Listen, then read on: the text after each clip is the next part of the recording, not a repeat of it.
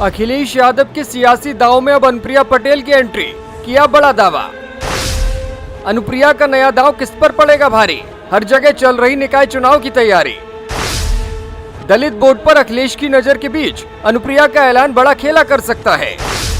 योगी से लेकर मायावती भी निकाय चुनाव की जंग के बीच परेशान। देखिए क्या है यूपी का नया प्लान।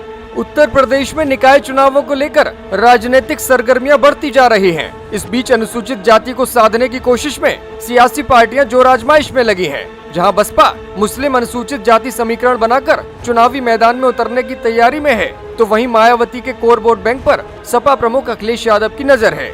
अब इसी वोट बैंक को लेकर भारतीय जनता पार्टी ने भी सेंधमारी करने की कोशिश कर दी है।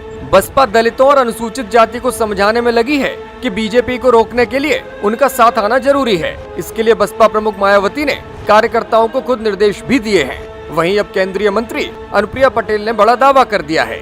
केंद्र की नरेंद्र मोदी सरकार दलितों, पिछड़ों और आदिवासियों के लिए लगातार काम कर रही है, ये अनुप्रिया पटेल ने कहा है। निकाय चुनाव से पहले अनुप्रिया की ये बात अखिलेश के सियासी दांव के काट के तौर पर देखी जा रही है। देखना ये होगा कि अनुप्रिया का ये सियासी दांव एनडीए को बढ़त दिलाएगा या फिर विपक्ष के लिए फायदेमंद हो जाएगा। हालांकि एक बात तो साफ है कि सभी दल दलित और अनुसूचित जाति वोटरों को अपने पक्ष में करने के लिए एड़ी चोटी का जोर लगा रहे हैं। अब कौन किसके पक्ष में जाएगा ये तो समय बताएगा, लेकिन सियासी बिसात किस ओर बिछ रही है ये समझ लीजिए।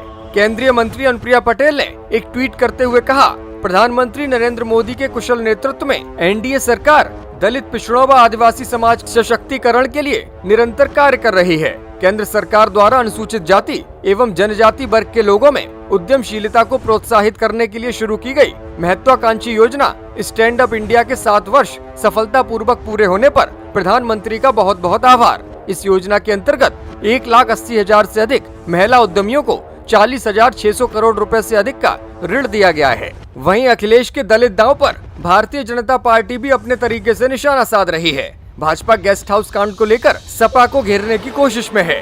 दलितों को ये बताने की तैयारी की जा रही है कि गेस्ट हाउस कांड के दौरान बीजेपी ने ही मायावती को सपा के कार्यकर्ताओं के चंगुल से छुड़ाकर उनकी जान बचाई थी। 2022 के विधानसभा चुनावों में बेहद खराब प्रदर्शन करने के बाद अब बसपा भी इस बार निकाय चुनाव में अच्छा प्रदर्शन करने के लिए कोई कोर कसर नहीं छोड़ना चाहती। यही वजह है कि पार्टी अपने नीचे के ग्राफ को फिर से उठाने की पूरी कोशिश कर रही है। जिन सीटों पर अनुसूचित जाति और मुस्लिम मतदाताओं की संख्या ज्यादा है, वहां पर बहुजन समाज पार्टी पूरी ताकत के साथ चुनाव लड़ने की तैयारी में है।